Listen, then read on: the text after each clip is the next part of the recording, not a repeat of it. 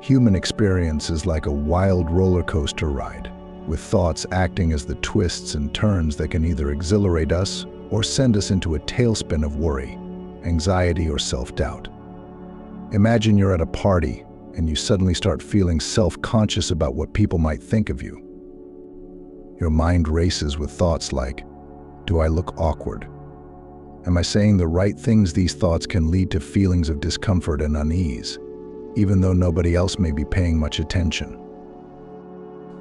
Now, insights from practices like mindfulness, cognitive behavioral therapy (CBT), and Buddhist philosophy shine a light on the connection between our thoughts and emotions. It's like having a GPS for our mind, helping us navigate through the twists and turns with more ease. For example, let's say you're stuck in traffic, and your first thought is, I'm going to be late for work, and my boss will be mad, but then you remember a mindfulness exercise you learned, where you focus on your breath and observe your thoughts without judgment. Suddenly, you realize that being late once won't ruin your career, and you start to feel calmer. Buddhist teachings often use the metaphor of the two arrows to explain this concept further.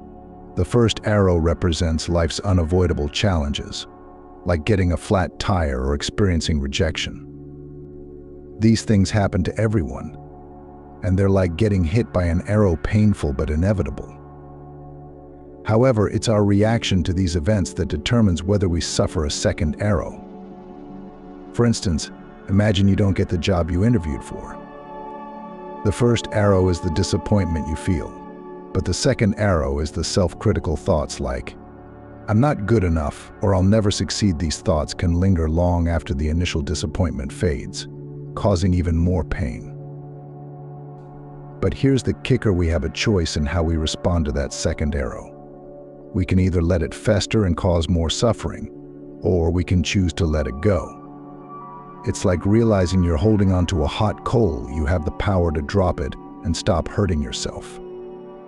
For example, instead of dwelling on your perceived failures, you could focus on what you learned from the experience and how you can improve for next time.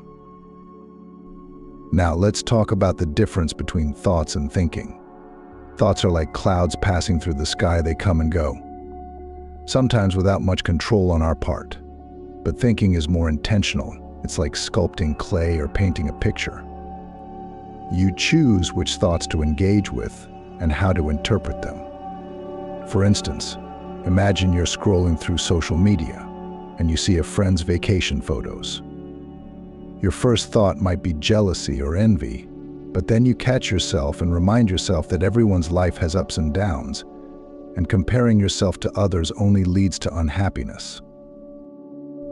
By understanding this distinction, we gain more control over our mental landscape. We become like artists, carefully selecting which colors to use and where to place each brushstroke. Instead of letting our thoughts run wild, we can choose to focus on the ones that bring us peace and joy. It's like Marie Kondoing our minds, keeping only the thoughts that spark joy and letting go of the rest. But sometimes, our best ideas don't come from thinking at all. They come from that gut feeling, that inner voice guiding us in the right direction. It's like when you're trying to decide between two options, and one just feels right, even though you can't explain why. Trusting that intuition can lead to some of the most fulfilling experiences of our lives. For example, maybe you're torn between two job offers. One offers more money, but the other aligns better with your values. Despite the financial incentive, you decide to go with your gut and choose the job that feels right. Months later, you realize it was the best decision you ever made, even though it didn't make logical sense at the time. Incorporating these practices into our daily lives isn't always easy. It takes time and effort to rewire our brains and break free from old habits. But with persistence and dedication, we can create a life filled with peace, purpose, and joy.